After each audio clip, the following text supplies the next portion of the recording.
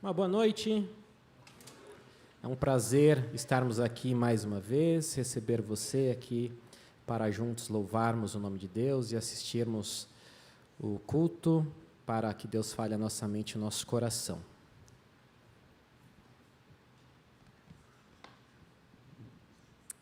Vamos começar o nosso culto então com uma oração?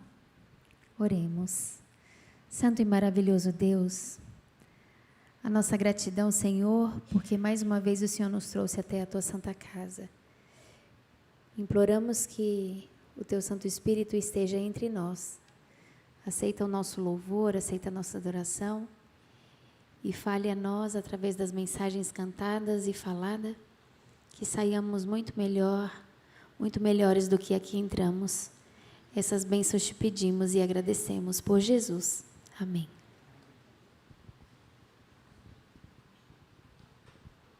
Vamos iniciar o nosso louvor então, cantando o hino de número 74 do nosso Inário Adventista, Grande Comandante.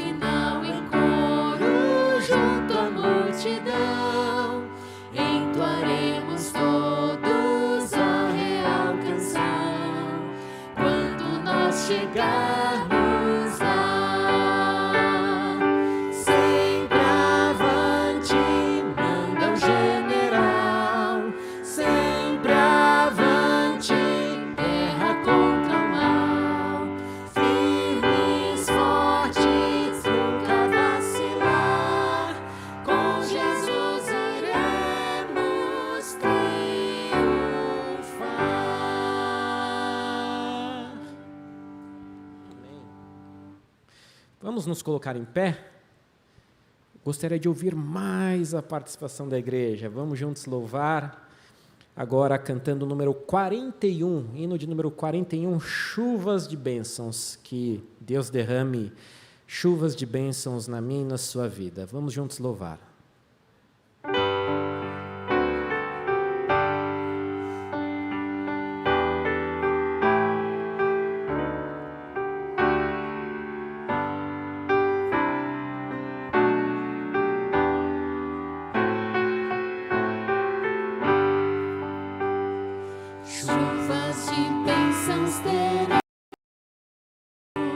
É a promessa de Deus.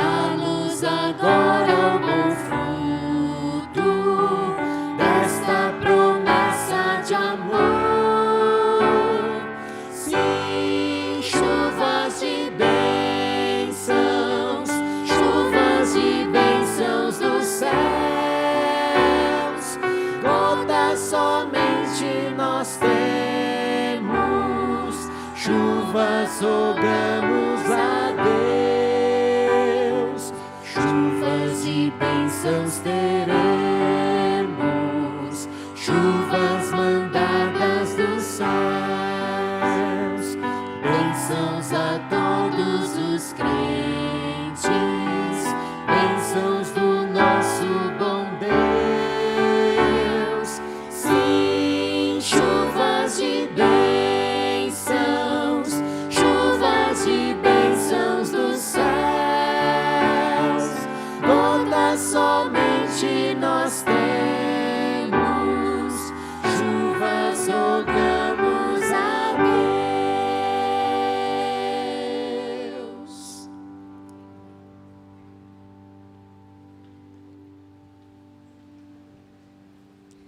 Boa noite, queridos irmãos. Que a paz do nosso Senhor Jesus esteja em cada coração.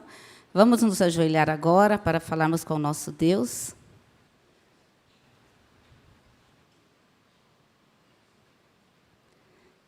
Santo, maravilhoso e poderoso Deus, muito obrigada, Pai. Muito obrigada porque estamos aqui na Tua casa de oração e queremos pedir a presença do Teu Santo Espírito sobre cada um de nós.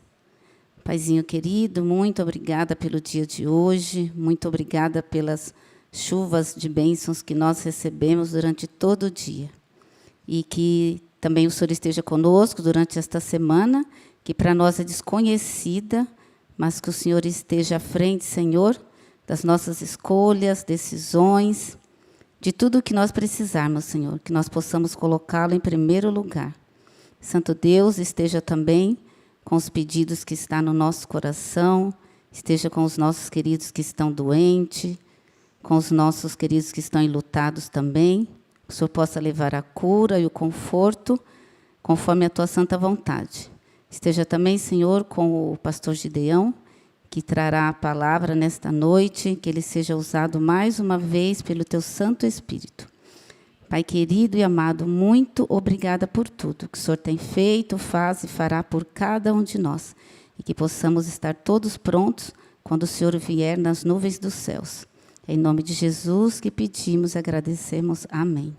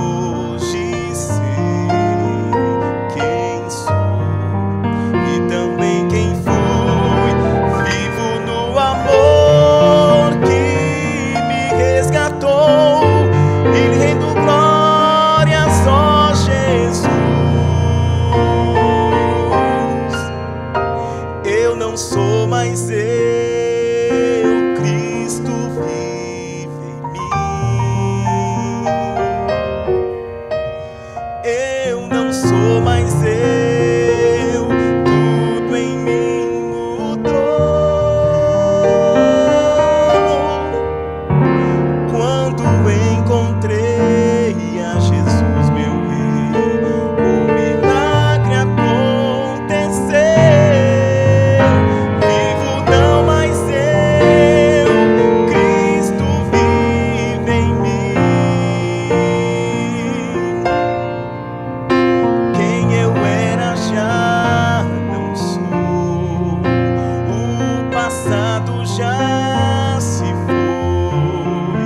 Vivo agora na alegria do Senhor. Se o pecado me chamar, insistindo em convidar, eu direi: morri pro mundo, Cristo vive em meu lugar. Eu não sou mais eu não sou mais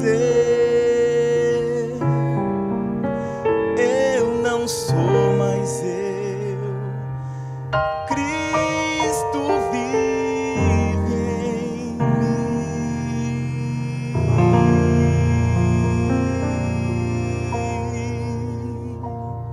Amém.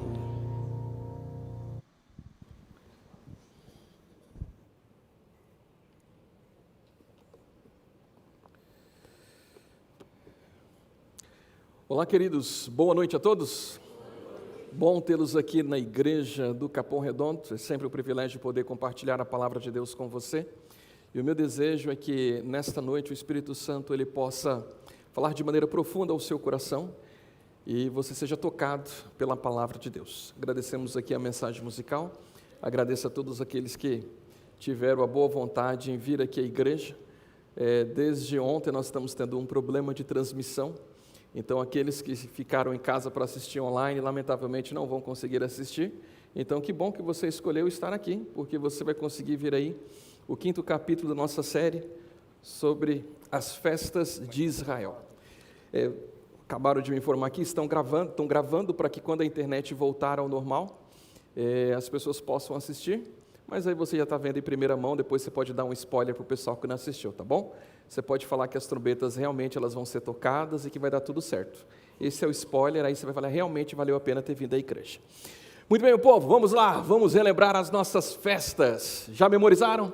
Você precisa memorizar as primícias, Pentecostes, tabernáculos. Vamos lá? Beleza? Respira fundo, vamos lá. Primeira festa? Páscoa, isso, você vai lembrar da Páscoa. Segunda festa? Pães asmos. Terceira festa? Primícias. Quarta festa? Pentecoste. Lembra aí, as 4 primeiras começam com a letra P. Tá fácil demais, gente, tá fácil demais. Quinta festa, que é a de hoje? Trombetas. Aí a sexta festa é aquela que a igreja adventista mais fala, que é a festa da expiação. A nossa igreja ela foi fundada na interpretação da festa da expiação, porque tem a ver com o santuário celestial. E aí, para terminar tudo, vem os tabernáculos, que é uma festa que representa aí a volta de Jesus e o céu. Maravilha, eu estou feliz com vocês. Vocês estão indo muito bem, estão memorizando, então está valendo a pena você vir aqui ao culto. Os objetivos destas festas sempre era celebrar, adorar, ofertar, participar, comungar e relembrar. Eu tenho dito para vocês de que o nosso Deus é um Deus que ama festas. Alguns se assustam com esta expressão, mas as festas que Deus ele estava pedindo para que o povo celebrasse tinha a ver com o plano da salvação. E todas essas festas, quando o povo começou a celebrar, tinha sempre algo para relembrar o passado e algo que apontava o futuro. Vamos relembrar, a Páscoa lembrava a libertação do povo de Israel lá no Egito, apontava para o futuro, onde haveria a redenção. O Messias viria e iria morrer para salvar toda a humanidade. Pães asmos. Quando o povo de Israel já estava agora no deserto, chegando à terra prometida, iria lembrar de que eles saíram às pressas do Egito. Tudo foi muito rápido. futuro, seria uma decepção, um sofrimento após a morte de Jesus. Terceira festa, primícias, passado, relembrava de que Deus sustentou o seu povo, é Deus quem cuida. Enquanto o povo esteve no deserto, Deus não deixou que nada faltasse para eles. Significado futuro, representava a ressurreição de Jesus e dos salvos na volta de Jesus a esta terra.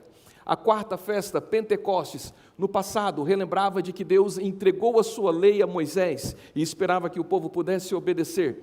E no futuro seria então derramado o Espírito Santo. E falamos disso da última vez, e eu mencionei para vocês de que nesta questão do Espírito Santo nós teremos ali um duplo cumprimento.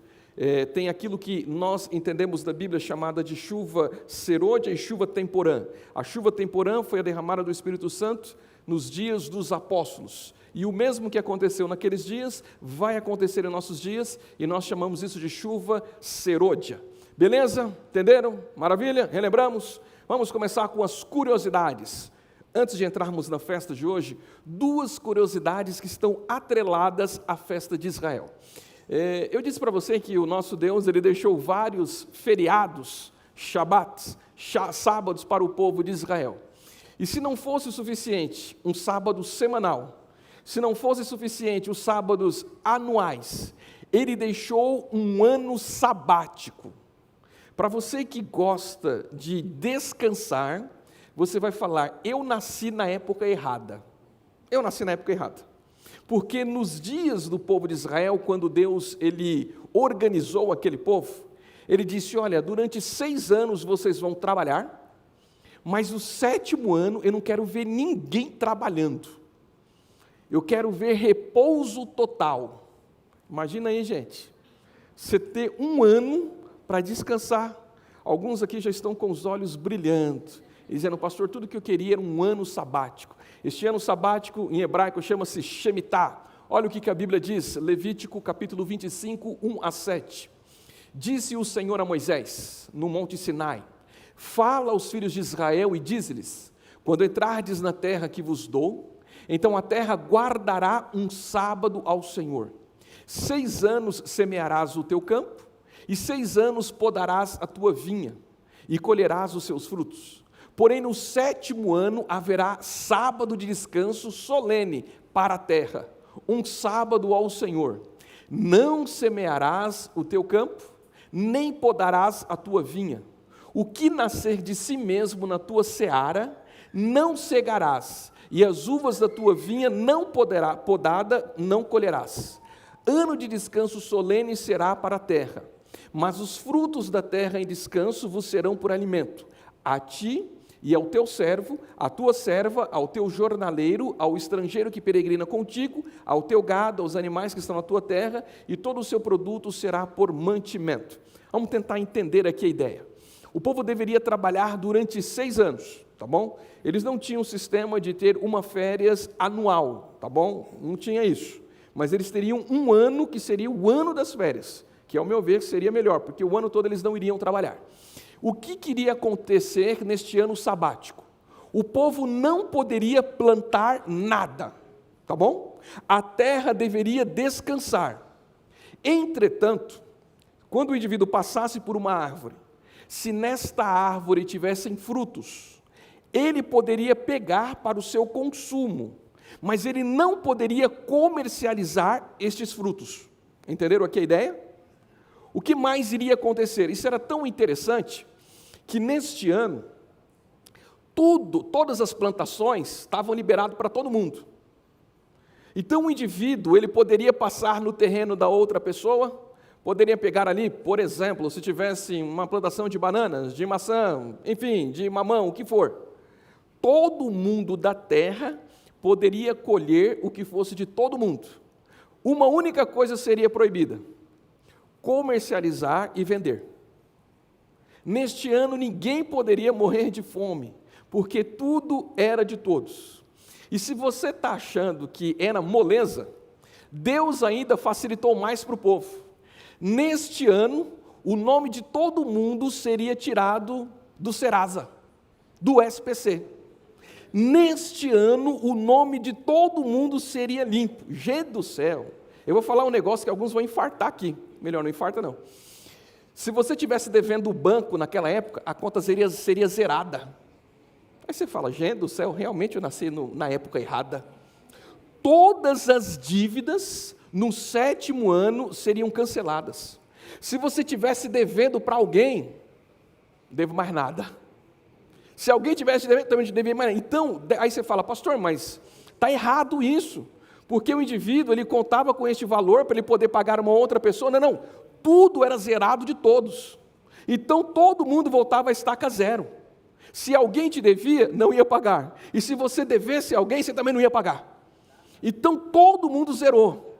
Aí começava um ano novo para todo mundo. Olha que interessante. Relembrando aqui, as dívidas seriam canceladas. Para você que não acredita no que eu estou falando, tem a referência bíblica. Os produtos que crescessem de forma espontânea da terra seriam considerados hefker. O que isso quer dizer? Sem dono. Todo mundo poderia colher, todo mundo poderia comer à vontade. Seria um ano de descanso para curtir geral. Olha aí, gente, e você diz, pastor, por que eu fui nascer no ano 2000? Por que eu fui nascer em 1950, 60? Aqui a minha vida seria um pouco mais fácil. Queridos, Deus, ele cuidava do povo. E o que Deus não queria era que o povo fosse escravizado pelas dívidas e oprimido pelos seus próprios irmãos. O sistema era perfeito porque Deus era o líder. Esse sistema parou de funcionar quando resolveram colocar um rei na jogada. Quando o povo de Israel falou assim, nós queremos um rei, aí todo o sistema que Deus tinha montado, que nós chamamos de sistema teocrático, todo esse sistema caiu por terra. Mas enquanto Deus era o líder, o povo poderia viver muito bem, nada iria faltar. E essa questão da terra descansar é tão legal. Eu estava lendo um artigo hoje, existe um termo técnico chamado pousio. O que é pousio? Para quem trabalha na agricultura, eles entendem que a própria ciência diz que não é produtivo para a terra sempre estar plantando.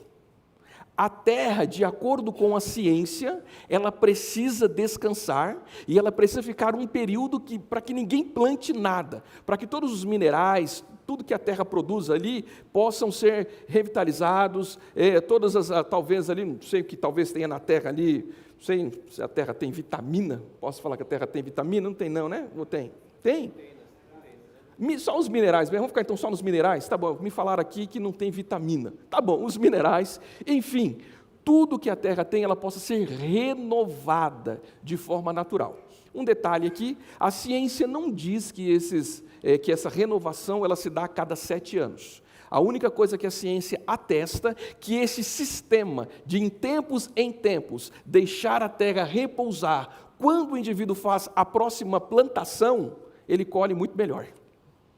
Ele deixa a terra descansar, aí quando ele vai plantar, normalmente depois de um período de 1 ano, a terra acaba dando uma colheita muito mais farta. Olha como Deus é perfeito, olha como Deus, ele cuidava de seu povo. E quando eu vejo a Bíblia dizendo isso, o sistema de Deus, aquele sistema da teocracia, Deus o líder, e eu vejo o que a ciência diz hoje, eu falo, gente, Deus é perfeito. E para você que achava que Deus não queria o descanso do povo, se no 7º ano já tinha um descanso, Deus falou, quero dar mais descanso para o meu povo. Aí ele instituiu um ano chamado o ano do jubileu. O que seria o ano do jubileu? Gente, um top dos top.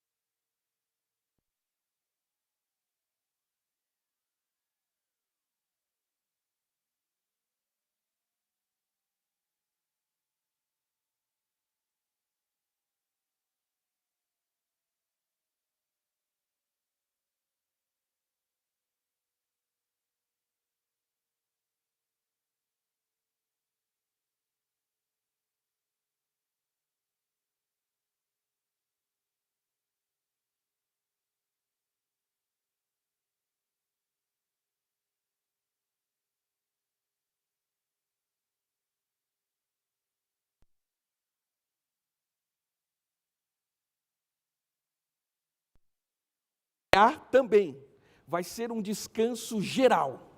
Eu não quero que vocês plantem nada. eu quero que vocês vejam de que o sustento de vocês, quem dá, sou eu. Não é o trabalho de vocês que os mantém, mas é o meu poder. Imagina, gente, como é que você vai ficar 2 anos sem trabalhar? Como é que você vai se manter? Na verdade, quem mantém a nossa vida, queridos, é Deus.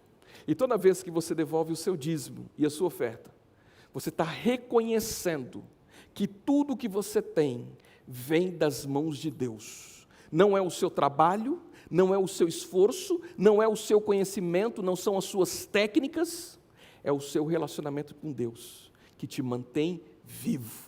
Durante 2 anos o povo não trabalhava, a terra produzia naturalmente e nada faltava para o povo nem para os animais, porque Deus cuidava deles. Olha aqui o que diz o texto bíblico, Levíticos 25, 8 a 28, é um texto bem comprido. Vem comigo na leitura, não durma, diz assim: contarás 7 semanas de anos, 7 vezes 7 anos, de maneira que os dias das 7 semanas de anos te serão 49 anos. Então, no mês 7º, ao 10 do mês, farás passar a trombeta vibrante no dia da expiação. Fareis passar a trombeta por toda a vossa terra. Santificareis o ano 50º e proclamareis liberdade na terra a todos os seus moradores. Ano de jubileu vos será, e tornarei cada um a sua possessão e cada um a sua família. O ano 50º vos será de jubileu. Não semeareis, nem cegareis o que lhe nascer de si mesmo, nem nele colhereis as uvas das vinhas podadas, porque é jubileu. Santo será para vós outros. O produto do campo comereis. Neste ano de jubileu tornareis cada um a sua possessão. Quando venderes alguma coisa ao teu próximo, ou comprares a mão do teu próximo, não oprimas o teu irmão. Segundo o número de anos desde o jubileu, comprarás do teu próximo, e segundo o número dos anos das messes, ele venderá a ti. Sendo muitos os anos, aumentará o preço, e sendo pouco, abaixará o preço, porque ele te vende o número das messes. Não oprimais ao vosso próximo, cada um, porém, tema o seu Deus, porque eu sou o Senhor vosso Deus. Observai os meus estatutos, guardai os meus juízos e cumpri-os, assim habitareis seguros na terra. A terra dará o seu fruto, e comereis a fartar-se nela, e habitareis seguros. Se disserdes que comeremos no ano 7º, visto que não havemos de semear, nem colher a nossa messe, então eu vos darei a minha bênção no 6º ano, para que dê fruto por 3 anos, e no 8º ano semeareis e comereis da colheita anterior, até o ano 9º, até que venha a sua messe e comereis da antiga. Continuando a leitura, também a terra não se venderá em perpetuidade, porque a terra é minha, pois vós sois para mim estrangeiros e peregrinos. Portanto, em toda a terra da vossa possessão dareis resgate à terra. Se teu irmão empobrecer e vender alguma parte das suas possessões, então virá o seu resgatador, seu parente, e resgatará o que seu irmão vendeu. Se alguém não tiver resgatador, porém vier tornar-se próspero e achar o bastante com quem remir, então contará os anos desde a sua venda, e o que ficar restituirá ao homem a quem vendeu e tornará a sua possessão. Mas se as suas posses não lhe permitirem reavê-la, então o que for vendido ficará na mão do comprador até o ano do jubileu. Porém, no ano do jubileu sairá do poder deste, e aquele tornará a sua possessão. Tá, deixa eu explicar para vocês como é que funcionava o tal do ano do jubileu. O ano do jubileu era uma bênção, algo maravilhoso. Deus ele disse assim: gente, fiquem tranquilos, vocês vão plantar no 6º ano, eu vou dar para vocês bênção tripla, vocês vão ter para aquele ano, para o ano que vocês não vão trabalhar, e ainda para o outro ano que vocês vão trabalhar, porque comigo nada vai faltar. Eu só preciso de vocês uma única coisa: obediência, fidelidade. Sejam fiéis a mim, e eu não vou deixar que nada falte a vocês. Diga-se de passagem, esta mesma mensagem, ela é repetida hoje ao povo de Deus. Sejam fiéis a mim, e nada vai faltar a vocês. E aí Deus começou a regulamentar. Ele diz: no 50º ano, vai ser um ano de libertação. Primeiro, ninguém vai trabalhar, tá bom? Ninguém vai trabalhar. Segundo, eu quero que todo mundo liberte os escravos. Deixe-me explicar para você o que acontecia naquela época. Naquela época existia escravidão. Mas a escravidão dos tempos bíblicos nada se compara com a escravidão que aconteceu nos últimos 200, 300 anos da história do nosso planeta. Nada a ver. A escravidão que aconteceu nos últimos 200, 300 anos, um grupo de pessoas era retirado de suas casas, normalmente da região da África, do continente africano. Digo normalmente porque houve escravidão de outros lugares também. O indivíduo era forçado a deixar a sua casa e trabalhar sem receber nada. A escravidão do tempo bíblico é diferente. Sabe quem se tornava escravo? O indivíduo tem uma dívida. Não tem dinheiro para pagar a dívida. Não chegou no 7º ano. Não tenho como pagar, ainda faltam 5 anos. Rapaz, você vai pagar, mas não tenho como. Mas você vai pagar, não tem como. Então você vai trabalhar para mim de graça. Sim, o que é justo, é justo. E o indivíduo tinha que trabalhar até o 7º ano, ok? Para pagar as suas dívidas. No 50º ano, que era do jubileu, todas as dívidas tinham que ser zeradas por completo, porque às vezes, gente, o sistema permitia de que um pai permitisse que o seu filho ou filha se tornasse escravo para pagar uma dívida que ele fez. Pastor, isso não está certo. Ok, era o sistema da época. Mas no 50º ano, todos os escravos seriam liberados, inclusive aqueles escravos que muitas vezes se tornaram escravos por causa da guerra. Havia guerras com outras nações, a nação que perdia era escravizada. Mas no 50º ano do jubileu, todo mundo era liberado. Mas tinha um detalhe. Às vezes o indivíduo que era escravo, ele pertencia que trabalhar para aquele senhor era legal demais. Aquele senhor não oprimia, tratava ele como um filho. E ele sabia que se ele voltasse para a casa dele ia ser pior, ele ia ter que trabalhar muito mais. Aí o indivíduo ele falava assim, não, mas eu gosto tanto do meu senhor, eu sei que é ano de liberdade, mas eu quero continuar trabalhando com ele, porque aqui, olha, eu já casei, já tenho filhos, a minha vida está aqui. E trabalhar para ele, estou feliz. Aí tinha que fazer um documento público, existia uma marca que era feita no corpo do indivíduo, dizendo que ele seria agora um escravo voluntário, mas a lei tinha o liberado, mas ele decidiu voluntariamente continuar servindo aquela pessoa. Queridos, era um sistema muito perfeito. Volto a falar, a escravidão era por pessoas que não conseguiam pagar as suas dívidas ou escravos de guerra, mas a cada 50 anos tudo era zerado.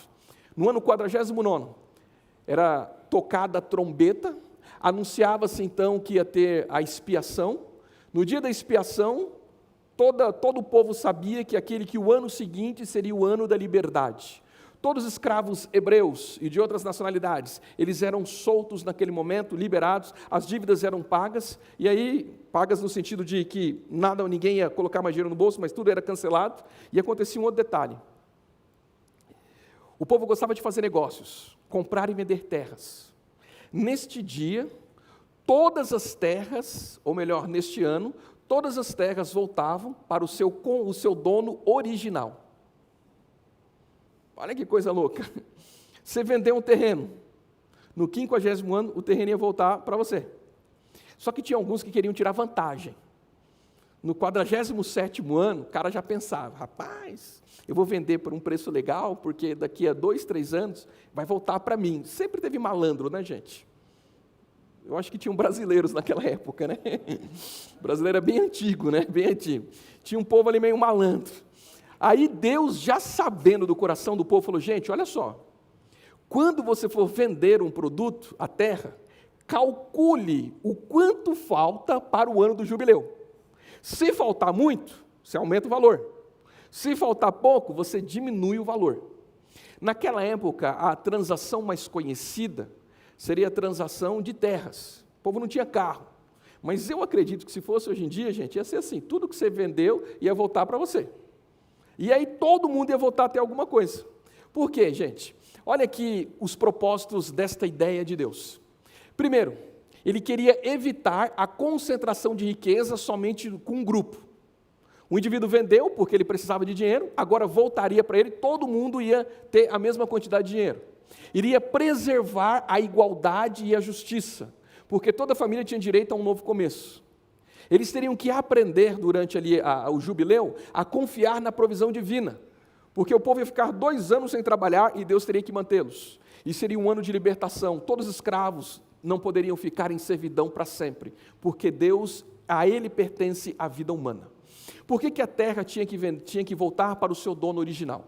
Quando o povo de Israel entrou na Canaã, cada tribo recebeu uma parte.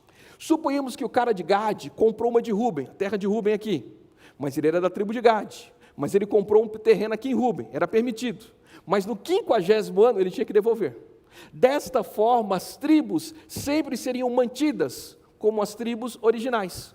Mesmo que eles fizessem negócios a cada 50 anos, o comprador, ele teria então que, o comprador teria que devolver para o vendedor, e assim as tribos, nada iria mexer na sua dinâmica, na sua parte geográfica.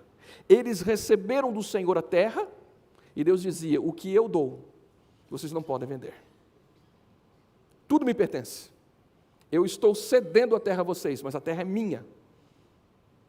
Então não oprimam as outras pessoas.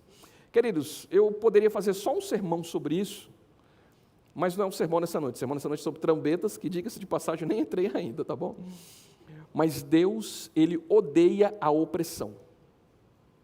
Todo indivíduo que oprime, seja ele um chefe, ou seja ele um empregado, todo indivíduo que oprime a outra pessoa, vai se ver com Deus. Porque Deus diz o seguinte: tudo que você fizer às pessoas, a mim você está fazendo. E Deus montou um sistema para que não houvesse esta opressão, um sistema justo.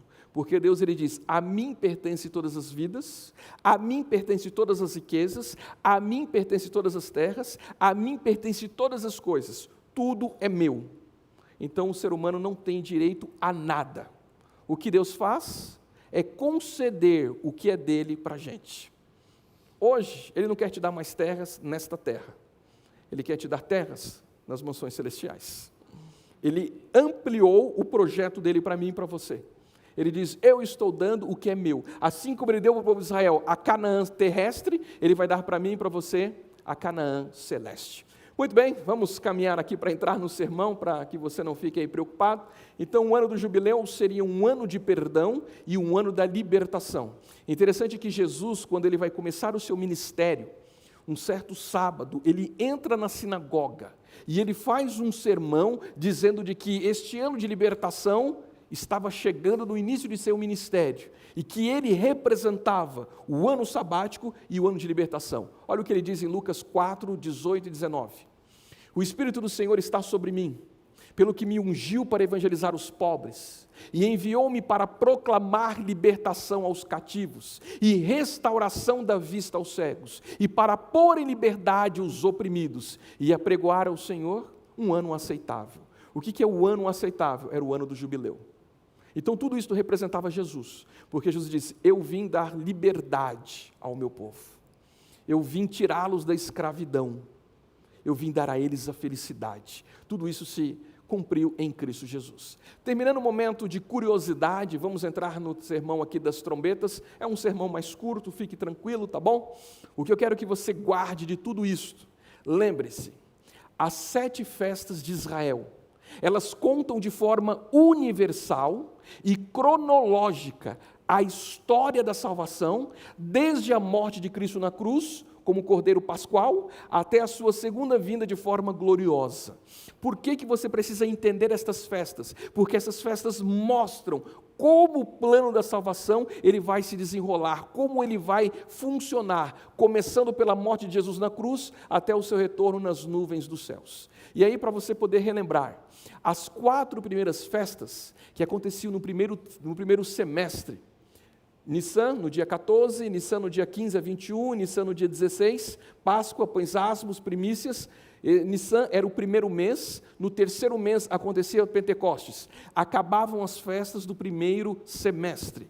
No 7º mês, ou seja, 4 meses depois, começava um novo grupo de festas, que agora seria a festa das trombetas, no primeiro dia do mês de Tishri, ok? Muito bem, o que diz o texto bíblico? Levíticos 23 e 24. Disse mais o Senhor a Moisés: fala aos filhos de Israel, dizendo: no mês 7º, ao primeiro do mês, tereis descanso solene, memorial, com sonidos de trombeta, santa convocação. Nenhuma obra servil fareis, mas trareis oferta queimada ao Senhor. Você já aprendeu nesta série que quando você ver a expressão descanso solene, santa convocação, seria considerado um sábado, independente do dia que caísse, e um dia de adoração. Todo o povo tinha que ir ao templo ou ao santuário para poder adorar a Deus. Ninguém deveria trabalhar nesse dia, feriado geral, e eles deveriam oferecer uma oferta queimada a Deus. O que acontecia nessa festa das trombetas? No dia 1º do 7º mês, os sacerdotes pegavam um instrumento chamado shofar. Shofar é uma trombeta, feito justamente aqui do chifre. Obrigado, gente, coloquei aqui, né? Ficou mal agora o negócio, né? Ficou mal, né? Foi muito automático, né? Foi muito automático aqui, né? Me perdi no sermão. Aí quando eu falei, o pessoal, chifre. Não, gente, é cabeça. Estou arrumando meu cabelo, tá bom? O shofar, ele era feito do chifre de carneiro, Era um chifre específico, que tocava um som específico. Era um negócio muito legal, gente, porque neste dia, logo cedo, todos os sacerdotes, eles pegavam os chifres, que eram as trombetas, e eles caminhavam por todas as ruas, por todas as vielas de Jerusalém, tocando o shofar. E tocava muito alto. E o povo, quando ouvia aquele barulho, o povo deveria pensar em duas coisas. Primeira delas, o shofar estava anunciando que dentro de 10 dias eles teriam a festa da expiação. E agora eles deveriam passar por um momento de preparo espiritual. Então a shofar dizia, em 10 dias haverá a festa do julgamento, porque a festa da expiação tem a ver com o julgamento. Seria o dia que o povo seria purificado, mas para o povo ser purificado, o povo deveria se preparar espiritualmente, porque o juízo divino, Yom Kippur, ele entraria em ação. Então era feita uma procissão, os sacerdotes caminhando por toda Jerusalém, por todas as ruas, por todas as vielas, tocando aquela trombeta, era algo maravilhoso, muito bonito, e ali então o povo ficava consternado e pensando, em 10 dias, nós seremos julgados. E esse julgamento era para trazer purificação ao povo. Sobre esta festa eu vou falar a semana que vem, que é a expiação. Concluindo as trombetas. Essa festa das trombetas, ela ainda é comemorada hoje pelo povo de Israel. É chamada de Rosh Hashanah. O que quer dizer o Rosh Hashanah? Hoje em dia, o povo de Israel celebra essa festa, os judeus, mas eles ampliaram o sentido. Eles acreditam, disse eles, não eu, eles acreditam que no primeiro dia do 7º mês foi o dia em que Deus criou Adão e Eva. Aí você vai me perguntar, pastor, como é que eles sabem disso? Eu não sei. Tem que perguntar isso para um judeu, porque eu não sei. E quando eu pergunto para meus amigos judeus, eles dizem, não, mas está escrito onde? Nas tradições rabínicas, mas não na Bíblia. Então, neste dia, eles comemoram também a criação do ser humano. Já que eles comemoram a criação do ser humano, aqui vai bagunçar a sua cabeça. No 7º dia, ou melhor, no 7º mês do ano, eles comemoram o início do ano novo. Eu falo, pastor, não tem algo errado? A gente não deveria comemorar o ano novo no primeiro dia do primeiro mês do ano? Pois é, eu mencionei para vocês que em Israel existem hoje pelo menos dois calendários. Um é o religioso e o outro é o calendário civil. No calendário civil, o ano novo é comemorado no dia 1º do 7º mês, do mês de Tisri. Inclusive, neste ano, vai ser no dia 23 de setembro de 2025, eles vão entrar no ano 5.785. Pastor, como é que eles sabem dessa data? Eu não sei, estou só aqui passando para vocês o que eu aprendi, mas de acordo com eles, faz exatamente 5.785 anos que Adão e Eva foram criados. Como é que sabe disso? Não sei. E aí então, como é que é comemorado o Rosh Hashanah? É uma grande festa.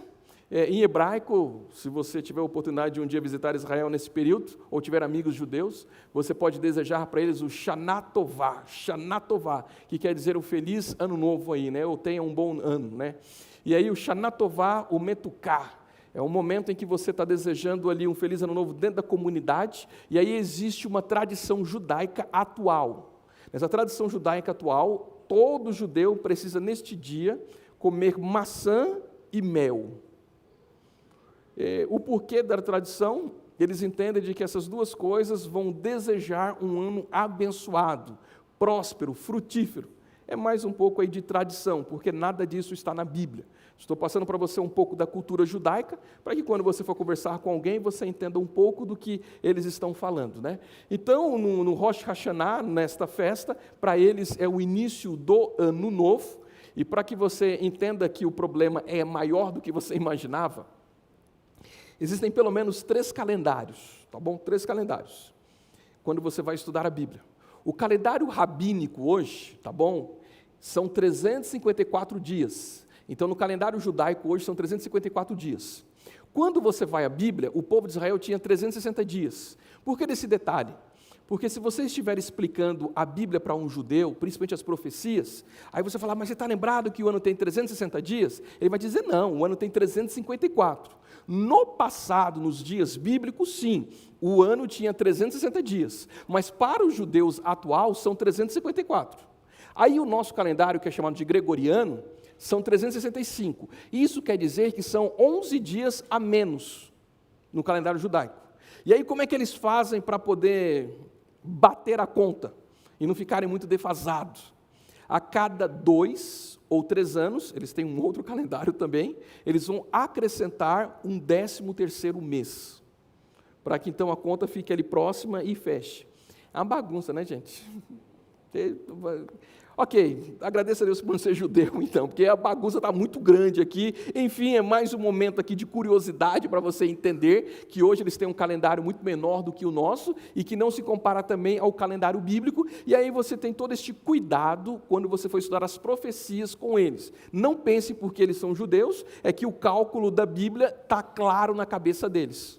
Porque estava claro para os judeus do passado e não para os judeus do presente, beleza? E embora a gente se perca muito, gente, para os judeus isso é muito normal, nenhum judeu se perde, eles aprendem isso logo pequenininho, que existe mais de um calendário e que precisa seguir isso, seguir aquilo outro, enfim. Vamos em frente, vamos falar sobre a festa das trombetas. Vocês já entenderam como é a festa? Qual é o cumprimento desta festa? O que ela representa? A festa das trombetas, ela simboliza o povo de Deus pregando a mensagem. Qual mensagem? Vem comigo, Apocalipse 14, 6 e 7.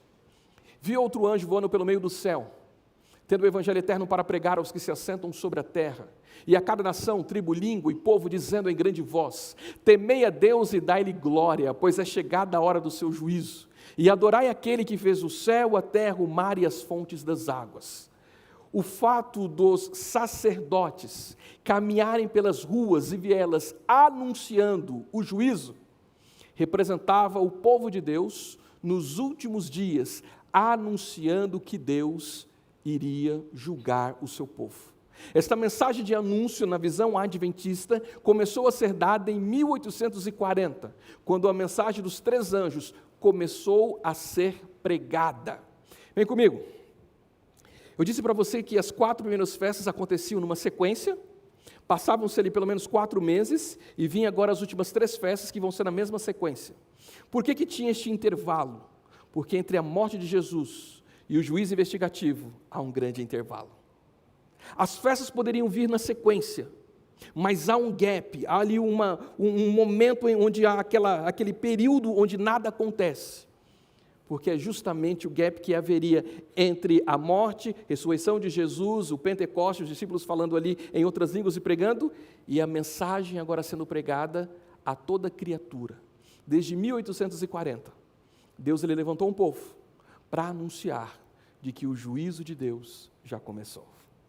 Essa questão do juízo, você vai entender um pouco melhor na semana que vem. Mas o que eu preciso que você guarde hoje, esta festa tinha um caráter de preparação para o juízo, porque simbolizava de que um dia Deus iria levar todo o seu povo a pregar a mensagem dos 3 anjos. E é aqui, meus queridos, que entra eu, é aqui que entra você, porque hoje nós vivenciamos parte desta festa, porque nós somos convidados a pregarmos ao mundo todo que Jesus está voltando. É interessante que a mensagem do juízo, ela faz muito sentido. Quando a gente fala para as pessoas que Jesus está fazendo um juízo agora, nos céus, as pessoas dizem assim, não, mas não tem sentido. Como é que ele vai fazer um juízo pré-advento? Não tem sentido. Mas vocês estão lembrados que quando Jesus voltar, vai acontecer a ressurreição só dos justos? Os ímpios não ressuscitam, só os justos? Se vai acontecer a ressurreição só dos justos, quer dizer que o caso dos ímpios já foi decidido. Então já aconteceu um juízo. Interessante que os evangélicos, eles aceitam de que primeiro vai haver a ressurreição dos justos, quando Jesus voltar, e que os ímpios vão ressuscitar só depois. Eles aceitam essa ideia. Alguns aceitam que é no milênio, outros não, mas eles aceitam que as duas ressurreições não serão juntas. Já que só os justos ressuscitam, quer dizer que quando Jesus voltar, já aconteceu um julgamento. Os casos já estão decididos. Me entende? Veja como a pregação adventista, ela faz todo sentido. E hoje nós estamos anunciando às pessoas de que o juízo já começou. E que eu e você precisamos colocarmos a nossa vida em ordem. Aqueles sacerdotes que caminhavam pelas vielas, pelas ruas, tocando a trombeta, simboliza o povo de Deus. Porque hoje, à luz da Bíblia, quem são os sacerdotes? Todos aqueles que aceitam Jesus. Isto é chamado de sacerdócio de todos os crentes. Foi uma das maiores contribuições de Lutero para a reforma protestante, de que todos nós somos sacerdotes aos olhos de Deus.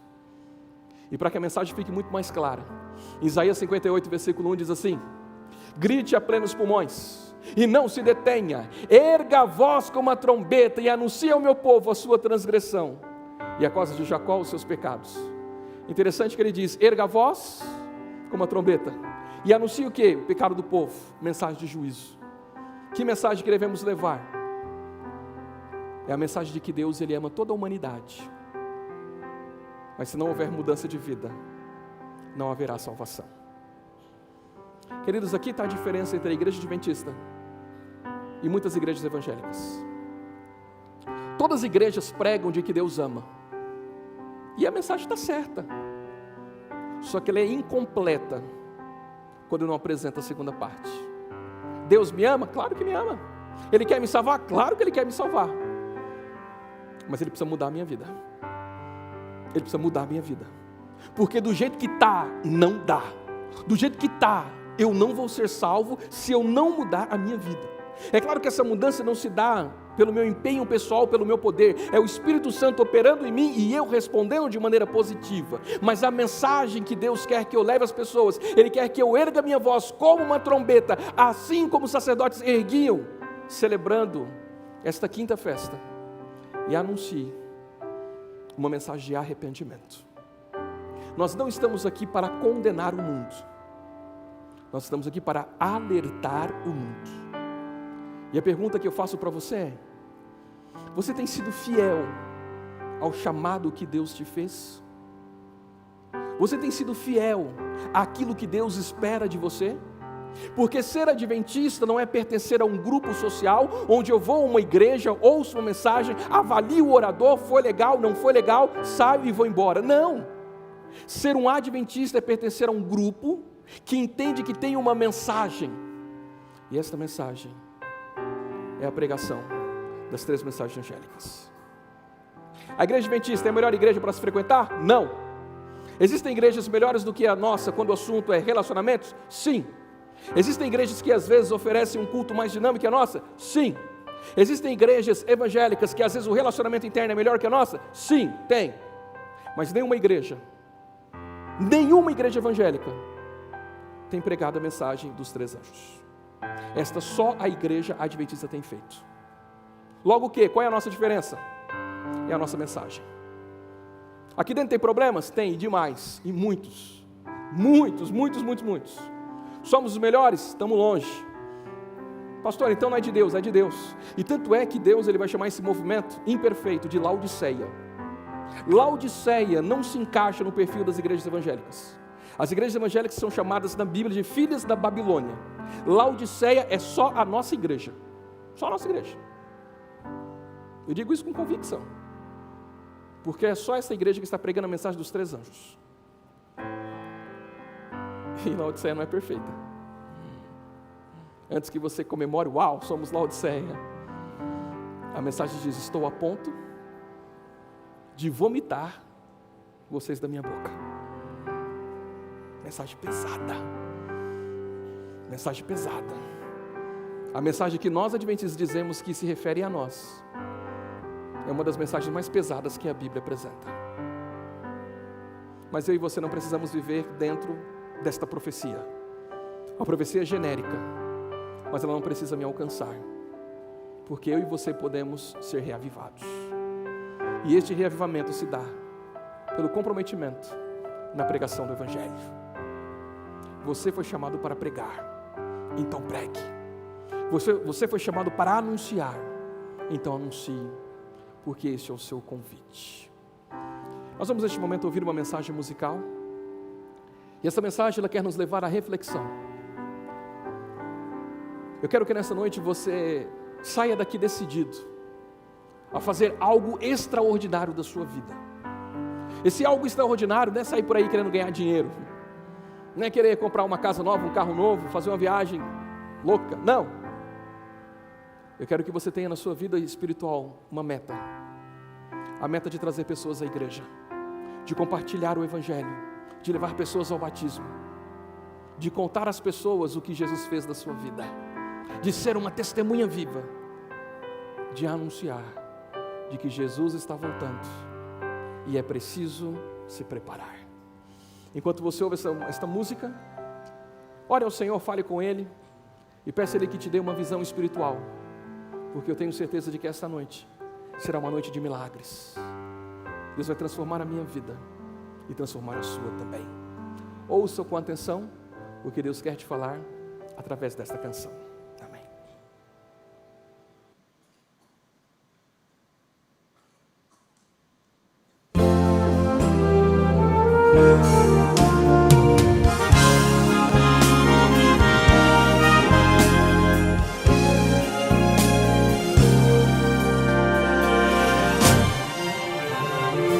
Há nesta vida grandes combates, golpes tão fortes, imensuráveis. Quando se perde tudo, quando não sobra mais nada, quando se chora um rio e tudo é frio e sombrio, quando a esperança vai se acabando e as lembranças vão sufocando, nesse momento tão fatal, Deus usa alguém especial para demonstrar que Ele ainda nos ama. Por isso quer nossos pés, nossas mãos, nossa voz, nossa vida. Deus quer que mostremos, que falemos de amor com a mão estendida. Deus quer nos usar, nossa vida, e abençoar outras vidas, porque existem milhares que nunca verão Jesus, verão você e eu. Quantas batalhas temos lutado, quantas tristezas tem nos cercado, quando a razão não explica e o coração não entende o que fazer.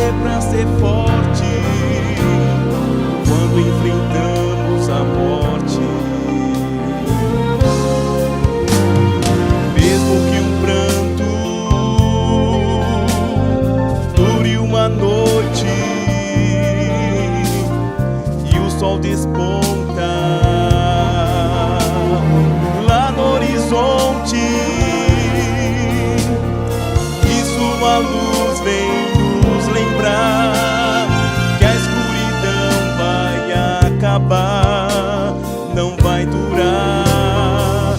Existe um Deus que nos ama, por isso quer nossos pés, nossas mãos, nossa voz, nossa vida. Deus quer que mostremos, que falemos de amor com a mão estendida. Deus quer hoje usar nossa vida e abençoar outras vidas, porque existem milhares que nunca verão Jesus, verão você e eu. Deus não tem mãos senão as nossas, Deus não tem pés que não sejam os nossos. Ele espera que vivamos esse amor que nós pregamos.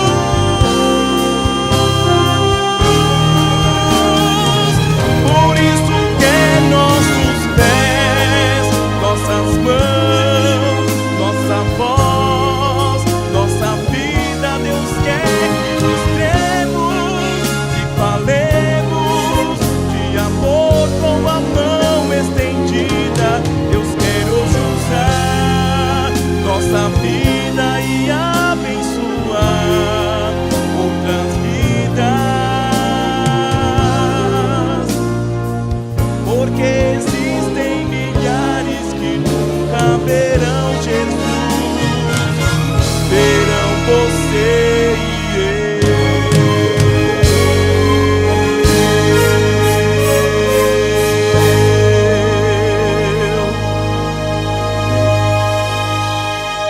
Amém? Que bênção, hein, gente? Era isso que Deus tinha a te dizer nessa noite.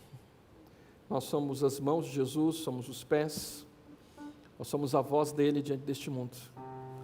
E possamos nos unir ao convite que ele nos fez, e possamos ser fiéis a esta missão e anunciar de que Jesus está voltando. Ele poderia fazer tudo sozinho, mas ele resolveu compartilhar comigo e com você, para o nosso próprio bem. Porque na história humana, é salvando os outros que a gente confirma a nossa salvação. É falando de Jesus que a gente vive Jesus. Meu desejo nessa noite é que Jesus seja a sua respiração, que Ele faça parte da sua vida, que Ele seja tudo em você, para que você viva somente para honrá-lo e glorificá-lo. Amém? Vamos orar? Querido Deus, obrigado pela Tua palavra a todos nós nesta noite. Obrigado pelo Teu carinho, obrigado pelo Teu amor, obrigado porque o Senhor é maravilhoso. Meu Deus, eu coloco em Tuas mãos esta congregação que temos homens e mulheres que neste momento estão se consagrando a Ti. Nós queremos, Senhor Deus, tomarmos esta trombeta que o Senhor nos confiou e queremos anunciar por todas as vielas, por todas as ruas, por todos os vilarejos, que Jesus está voltando. Que Teu Espírito Santo venha nos imbuir, nos usar, nos batizar. Fica conosco e nos motive a cada dia a vivermos o Teu ideal. Pedimos por Cristo Jesus. Amém. Amém. Amém. Deus te abençoe, Deus te guarde. Vamos sair cantando. E eu agradeço a todos pela presença. Que tenhamos aí uma ótima noite.